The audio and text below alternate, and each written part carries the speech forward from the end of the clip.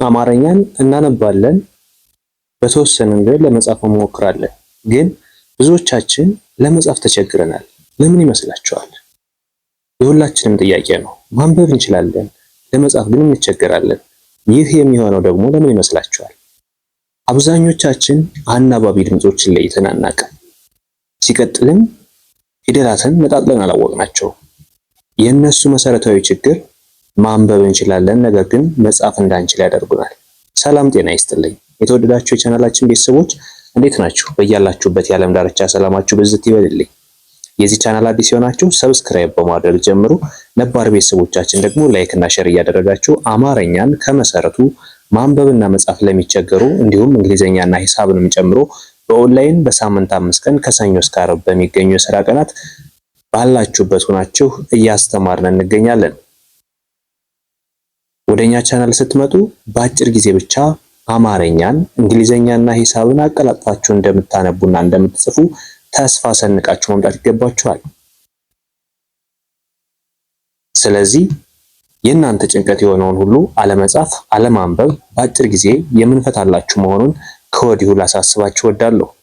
አሁን ቀጥታ ወደ ትምህርቱ ስንሄድ እዚህ ጋር የምታዩቸው የሰ ቤተሰቦች አሉ። ከሰ እስከ ሴ ወይም ከመጀመሪያው ሰ እስከ አምስተኛ ሰ በእነሱ ቃል እየመሰረትን የምናይ ይሆናል። ረጋ ብላችሁ እስከ መጨረሻው ይህን ቪዲዮ ለመከታተል ሞክሩ።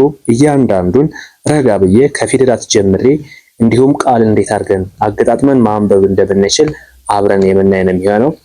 ስለዚህ ረጋ ብላችሁ ተከተሉ። መጀመሪያ ከዚህ ጋር የምታዩት ፊደል ሰ ትባላለች። ሰ ይቺ የትኛዋ ሰ ነች? ሁለት አይነት ሰዎች አሉ። ሰዓቱ ሰና ንጉሱ ሰ። ይሄ ንጉሱ ሰ ይባላል። ስንጠራውም የሚል ድምጽ አለው። አናባቢ ድምጽ ማለት ይሄ ኡ ኢ አ ኤ እ ኦ የሚሉት አናባቢ ድምጽ ማለት እነሱ ናቸው። እነዚህን አናባቢ ድምጾች የግድ ፊደላትን ስታነቡ ማወቅ ይጠበቅባችኋል። በተለይ ቃል ለመመስረት አናባቢ ፊደል ካላወቃችሁ ምንም ልትመሰርቱ ስለማትችሉ እናንተ በደንብ እነዚህን ማየት መቻል አለባችሁ። በውስጥ መስመር መማር የምትፈልጉ ካላችሁ ደግሞ ከዚህ ጋር በማስቀምጥላችሁ ስልክ አሊያም ደግሞ ዲስክሪፕሽን ላይ ሊንኮችም አሉ፣ ስልኮችም አሉ። እነሱን በመጠቀም ማግኘት ትችላላችሁ። ስለዚህ እነዚህ የመጀመሪያ አናባቢ ድምጾች የምንላቸው አ ኡ ኢ አ ኤ እ ኦ የሚሉትን በደንብ ገባ ብላችሁ ከዚህ በፊት የተሰሩ ቪዲዮዎችም ስለሚኖሩ እዩዋቸው። የመጀመሪያው ሰ ካልነ አ የሚል ድምጽ ይኖራል። ሁለተኛው ሱ ስንል ኡ የሚል ድምጽ ነው የሚኖረው። ሶስተኛዋ ሲ ስንል ኢ ቀጠን ያለ ድምጽ ይኖራታል። አራተኛ ሳ ስንል አፋችን ከፍተን የምንጠራው አ የሚል ድምጽ ይኖረዋል። አምስተኛ ሴ ስንል ኤ የሚል ድምጽ ይኖራታል ማለት ነው። ስድስተኛ ደግሞ ወደ ውስጥ የሚጠራው ስ ስንል እ የሚል ድምጽ ይኖረዋል። የመጨረሻው ሶ ስንል ኦ የሚል ድምጽ ይኖረዋል። እነሱ ነው እዚህ ጋር ቦታ ስለሌለ ነው ሁለቶች ፊደሎች ወደ ኋላ የተውኳቸው፣ በሌላ ክላስ የምሰራላችሁ ነው የሚሆነው። ከዚህ በመቀጠል በመጀመሪያው ሰ ፊደል ቃል ስንመሰርት ልብ በሉ። እዚህ ጋር ነው በደንብ ማየት ያለባችሁ። የመጀመሪያው ሰ ስንል ሰ የመጀመሪያ ነው አይደለ? የመጀመሪያ ሰ ስንል አ የሚል ድምጽ አለ። ላ ስንል ደግሞ አ የሚል አፍ የሚያስከፍት ድምጽ አለ። ን ስንል እ የሚል ስድስተኛ ድምጽ አለ። በአንድ ላይ ምን ምንድን ነው የምናነባቸው? ሰላም፣ ሰላም ብለን በቀላሉ ማንበብ እንችላለን ማለት ነው። አያችሁ። ሁለተኛው ደግሞ ሰ ስንል አሁንም ድጋሜ አ የሚል ድምጽ ነው አይደለ? አ የሚል ድምጽ ነው። ማ ስንል ደግሞ አ አፍ የሚያስከፍት ድምጽ ነው። ይ ስንልም እ የሚል ስድስተኛ ድምጽ ነው። ከዚህ ጋር መጀመሪያ ያያችሁትና እዚህ ጋር ያያችሁትና እዚህ ላይ ያያችሁት ተመሳሳይ ነው። ለምን? ድምጻቸው የመጀመሪያ ስንል ሰ ነው፣ ላ ስንልም አ ነው፣ ይ ስንልም ስድስተኛ ነው። ስለዚህ ከዚህ ጋር የተጠቀምነው ከመጀመሪያው የተጠቀምነው ፊደል አንደኛ፣ አራተኛ እና ስድስተኛ ነበር። አሁንም እዚህ ጋር ያገኘነው አንደኛ፣ አራተኛ፣ ስድስተኛ ነው። ስለዚህ እነዚህን ድምጾች እንዴት መለየት መቻል አለብን ነው ዋናው ትልቁ ነገር። እናንተ በምጽፉበት ጊዜ ወይም የሌላ ሰው ጽፎላችሁ ለመመለስ ስትፈልጉ ድምጹን ካላወቃችሁት መጻፍ አትችሉም። ፊደላቱን እኮ ቅርጹን ታውቁታላችሁ። ብዙዎቻችን የፊደላትን ቅርጽ እናውቃለን፣ እናነባለን። ነገር ግን ያንን ቅርጽ እያወቅነው ድምጹን ባለማወቃችን ብቻ አገጣጥመን መጻፍ አንችልም። የእሱ ደግሞ ትልቁ ችግር የፊደላትን ድምጽ አለመለየት ነው። እያንዳንዱን ከአ እስከ ኦ አይደለም ያልኩት፣ ከአ እስከ ኦ። በአናባቢ ድምጽ ጊዜ አ ብለን ነው የምንጀምር። በመደበኛ ፊደል ጊዜ ከሆነ ደግሞ አ ብለን ነው የምንጀምር። ስለዚህ እኛ የምንጠቀመው የመደበኛ ፊደል ሳይሆን የአናባቢ ፊደል የሚለውን ነው። የመጀመሪያ ፊደሎች ከሀ በስተቀር የሚል ድምፅ አላቸው። ለመሰረሰሸ እያልን ስንሄድ ማለት ነው። ወደ ቀጣዩ ስንሄድ እዚህ ጋር የምታዩት የመጀመሪያው ሰ ስንል አሁንም የሚል ድምፅ አለ። ን ስንል ስድስተኛ የሚል ድምፅ አለ። ደ ስንል ከመጀመሪያው ጋር ተመሳሳይ የሚል ድምፅ አለ። ቅ ስንል ስድስተኛ ድምፅ አለ። ስለዚህ እዚህ ጋር ሁለት ስድስተኛ ፊደልና ሁለት አንደኛ ፊደል ነው ያለ። ስለዚህ ሰና ደ የመጀመሪያ ፊደል ናቸው። ንና ቅ ደግሞ ስድስተኛ ፊደል ናቸው። ስለዚህ ምንድን ነው የምናነበው? ሰንደቅ ሰንደቅ ሰንደቅ። ኦኬ እዚህ ጋር የምታዩት ሰ ስንል የመጀመሪያ ድምፅ ነው። ፈ ስንልም የመጀመሪያ ድምፅ ነው። ር ስንል የሚል ስድስተኛ ድምፅ አለ። ስናነበው ምን ብለን ነው የምናነበው? ሰ ፈ ር። ሰና ፈ የመጀመሪያ ፊደል ናቸው። ር የረ ፊደል ስድስተኛ ነች ማለት ነው። ኦኬ ግልጽ ነው አይደለ? የሚከብዳችሁ ግራም ያጋባችሁ ነገር ካለ ኮመንት ላይ ያስቀምጡልኝ። እንዲሁም ቪዲዮውን እያስቆማችሁ እንደገና የደጋግማችሁ ማንበብ ትችላላችሁ። አሁን ወደ ሁለተኛው ሱ ፊደል ነው የምንሄደው። ሱ ፊደል። ስለዚህ ሁለተኛው ሱ ፊደል መጀመሪያ ሱ እንላለን። ኡ የሚል ድምፅ አለው። ዳ ስንል ደግሞ የደ ፊደል አራተኛው አ የሚል ድምፅ ያለው ነው። ን ስንል ደግሞ ወደ ውስጥ የሚጠራ ስድስተኛ ፊደል ነው። ስለዚህ ሱ ዳ ን ሱዳን ሱዳን። ሱ ማለት ሁለተኛ ነው። ዳ ማለት አራተኛ ነው። ን ማለት ስድስተኛ ነው። ሱ ሁለተኛ የሆነበትን የምናውቀው በምንድን ነው? ኡ የሚል ድምፅ አለው። ዳ ስንል አፋችን የሚያስከፍተው አራተኛ ድምፅ ነው። ን ስንል ደግሞ ስድስተኛ ድምፅ ነው ማለት ነው። ስለዚህ ሱዳን ብለን እናነባለን። ሱ ራ ፌ ል። ሱ ካልነው ሁለተኛ ነው። ራ ካልነ ቅድም ዳ እንዳልነው አራተኛ ነው። ፌ ስንል ደግሞ ኤ የሚል ድምፅ አላት። ስንተኛ ነች? አምስተኛ። ል ካልነው ወደ ውስጥ የሚጠራው ስድስተኛ ድምፅ ነው። ስለዚህ ምን ብለን እናንብበው? ሱራፌል ሱራፌል ሱራፌል። ኦኬ እዚህ ጋር የምታገኙት ደግሞ ሱ ሁለተኛ፣ ማ ስንል አፋችን ይከፈታል አራተኛ ነው። ሌ ስንል ደግሞ ኤ የሚል ድምፅ ነው ያላት።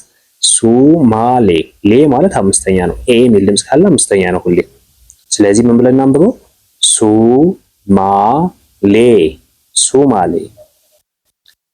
ሱ ቅ ሱ ሁለተኛ፣ ቅ ስድስተኛ። በአንድ ላይ ምን ብለን እናንባቸው?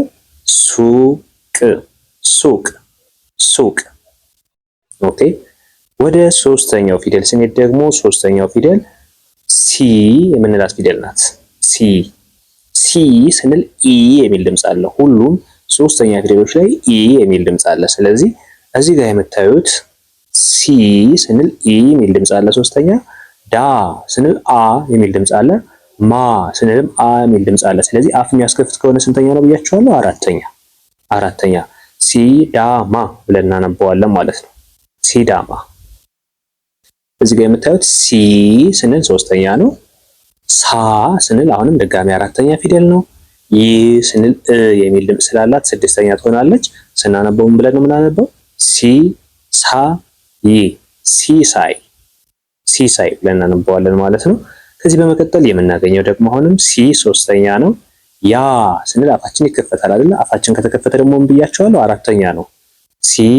ሲ ያ ከዛ ም ስንል ደግሞ ወደ ውስጥ ከሆነ ስድስተኛ ድምፅ ነው። ር ስንልም አሁንም ወደ ውስጥ ነው። ስለዚህ እነዚህ ወደ ውስጥ የሚጠሩት የሚል ድምፅ ካላቸው ስድስተኞች ናቸው። አ የሚል ድምፅ ካላቸው አራተኞች ናቸው። ስለዚህ እዚህ ጋር ያሉት ፊደሎች ሲ ስንል ኢ የሚለው ሶስተኛ ድምፅ ሲሆን ያ ስንል አራተኛ ነው። ምና ር ስድስተኛ ናቸው። በአንድ ላይ ምን ብለን ነው የምናነበው? ሲያምር ሲያምር ብለን እናነበዋለን ማለት ነው። ሲያምር። ከዚህ በመቀጠል የምናገኛት ይችኛዋ ይቅርታ ሲ በሰዓቱ ሰ ጽፌያታለሁ። መጻፍ የፈለጉት ንጉሱ ሰን ነበረ፣ ግን ተመሳሳይ ነው። በሁሉም መጻፍ ይቻላል። እናንተን ለማሳየት የግድ በየፊደሉ ብቻ ለመጻፍ ስለፈለኩ ነው እንጂ ሁለቱንም መጠቀም ይቻላል። ሲቢል ስትሉ በፈለጋችሁት መጻፍ ይቻላል። በንጉሱ ሰ የሚሆን በሰዓቱ ሰ ችግር የለውም። እኔ ለማሳየት ስለሆነ ነው ይቅርታ ያልኳችሁ። ስለዚህ ሲ ስንል ሶስተኛ፣ ቢ ስንልም አሁንም ሶስተኛ፣ ል ስንል ስድስተኛ፣ ሲ ቢ ስንል አሁን ጠበቅ ይላል አይደለ? ድምፁ ይጠብቃል። ሶስተኛ ፊደል ድምፁ ይጠብቃል። ስድስተኛ እና አንደኛ ፊደል ደግሞ ድምፁ ላላ ነው የሚለው። ስለዚህ በአንድ ላይ ስናነበው ምንድን ነው የሚሆነው? ሲቢል ሲቢል ሲቢል። ኦኬ። ከዚህ በመቀጠል የምናገኘው ደግሞ አራተኛ ፊደል ማን ይባላል? ሳ። አያችሁ፣ ሳ ስለ አፍ ይከፈታል አይደለ? እናንተም ሞክሩት። ሳ ስትሉ አፋችሁ ይከፈታል።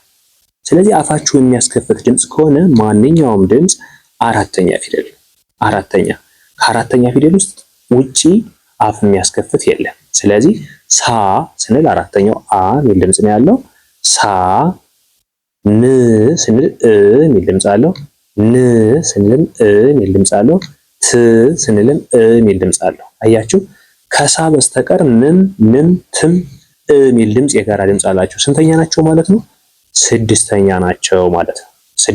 ሁሉም ስድስተኛ ፊደሎች ናቸው። ስለዚህ ን፣ ን፣ ት ስንል ስድስተኛ ከሆኑ ሳ አራተኛ ነች። ስለዚህ ሳ ብለን ሌሎችን ማስከተል ሳ፣ ም፣ ን፣ ት ሳምንት ማለት ነው። ሳምንት። ከዚህ በመቀጠል የምናገኘው ደግሞ ሳ ስንል አራተኛ ነው። ቀ ስንል የመጀመሪያ ነው። ለምን? አ የሚል ድምፅ ነው ያለው። ወደ ውስጥ የሚጠራ አ የሚል ድምፅ ካለው ደግሞ አንደኛ ነው ብያችኋለሁ። ች ስንል ስድስተኛ ነው።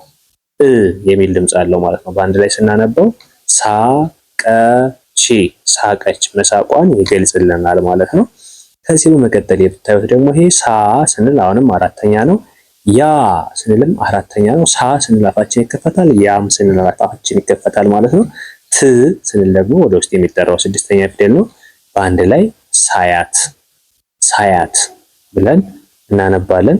ከዚህ ላይ የምታዩት እቺ ሳ አሁንም በድጋሚ አራተኛ ነች። ሪ ስንል ኢ የሚል ድምፅ ስላለች ሶስተኛ ትሆናለች። ስ ስንል ደግሞ አጭር ድምፅ ወይም ስድስተኛ ድምፅ ነው የሚሆነው። እ የሚል ድምፅ ስላለው በአንድ ላይ ምን ብለን እናንብበው? እስኪ ንገሩኝ። ሳሪስ ብለን እናነባዋለን ማለት ነው። ሳሪስ። ከዚህ በመቀጠል የምናገኛት እዚህ ጋር አምስተኛ ድምፅ ባለቀለበቷ ሴ ትባላለች። ሴ ኤ የሚል ድምፅ አላት። ሴ ካልን ኤ የሚል ድምፅ አላት። አምስተኛ ፊደሎች በሙሉ ቀጭንና ጠበቅ ያለ ኤ የሚል ድምፅ አላቸው። ሶስተኞች ኢ ነው እንዳይምታታባችሁ። እነዚህ ሶስተኞች ከሆኑ ኢ የሚል ድምፅ ነው። አምስተኞች ከሆነ ደግሞ ምንድነው የሚሆነው? ኤ ነው። ኢና ኤ የተለያዩ ናቸው። ስለዚህ አሁን የምናየው ኤ የሚለውን አምስተኛ ድምፅ ነው። ሴቶች ምን ይላል? ሴቶች ብለን እናነባዋለን ማለት ነው። ሴቶች። ሴ ስንል አምስተኛ ነች። ኤ የሚል ድምፅ አላት። ራ ስንል አ የሚል ድምፅ አለው። አንድ ላይ ምን ብለን እናንበው? ሴራ ብለን ማንበብ እንችላለን ማለት ነው። ከዚህ በመቀጠል ሴ ስንል አሁንም ኤ የሚል ድምፅ አለ። ፍ ስንል እ የሚል ስንተኛ ድምፅ ነው የሚሆነው? እ ስድስተኛ ማለት ነው። ቲ ሶስተኛ፣ ኢ የሚል ጠበቅ ያለ ድምፅ ስለሆነ ማለት ነው። በአንድ ላይ ምን ብለን ነው የምናነበው? ሴፍቲ። ሴ ስንል ኤ የሚል ድምፅ አለው። ት ስንል ደግሞ እ የሚል ድምፅ አለው። በአንድ ላይ ምን ብለን እናንብበው? ሴት። ባጭሩ አማርኛን በአጭር ጊዜ ብቻ አቀላጥፋችሁ ማንበብና መጻፍ የምትፈልጉ ከሆነ ከዚህ ከቪዲዮ ከምታዩት በላይ በደንብ በውስጥ መስመር በግልጽና በአጭር ጊዜ ቀለል ባለ ሁኔታ እናስተምራችኋለን።